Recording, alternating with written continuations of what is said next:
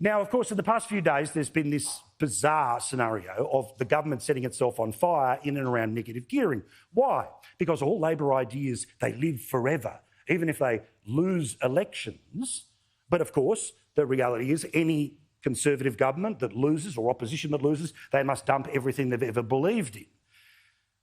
But as you know, the real concern with Australians right now is that a third of Australia is trying to pay off a house, a third of Australia has paid off a house, a third of Australia is renting. So 2/3 of the country is very much watching how much they're having to pay off their mortgage right now.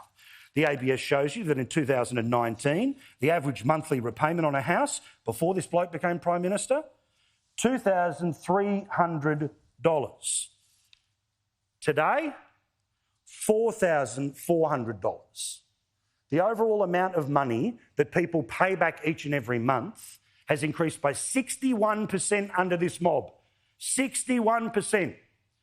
Oh, but we're doing this on TAFE and we're doing this. No, what you have done is you have increased by virtually a couple of $1,000s there the average person's ability to pay for their own life, and the fear that kicks in as you start to talk about whether or not you'll be able to have not even your dream house, but just your house.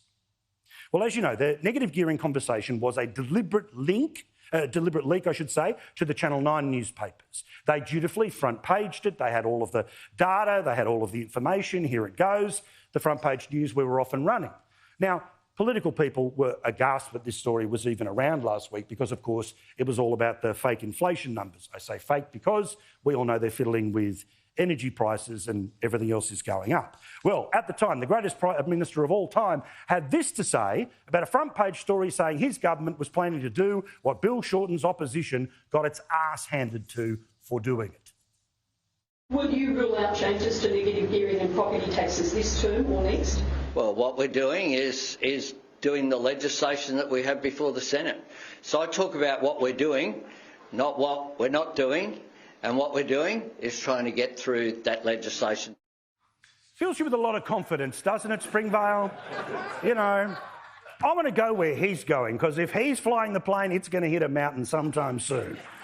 And sadly, we're going to have to pay for it. Now, on the other side of things, same day when it's all around, remember, Albo has done this multiple times before, but he turned around and said, oh, I can't possibly talk to the Treasurer about it because he's on a plane, as if Wi-Fi doesn't exist and it's 1942.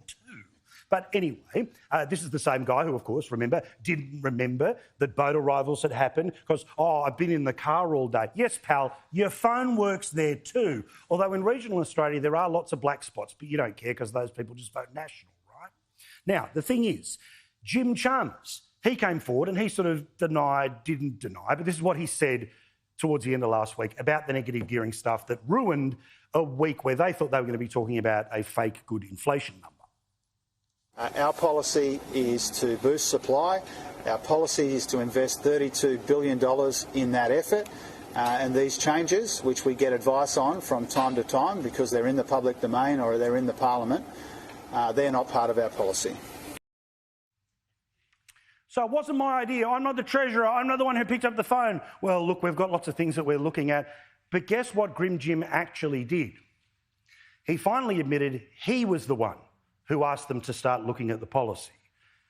So does that mean, if I could be Inspector Clouseau for a moment here, that perhaps somebody close to Jim might have told a reporter who may well have put it into the newspaper that happened to magically turn up on the day where they were supposed to be talking about inflation, but when he knew he was buggering off to China, it'd be a slight problem for the Prime Minister, who, of course, wouldn't know his hat from his elbow, right?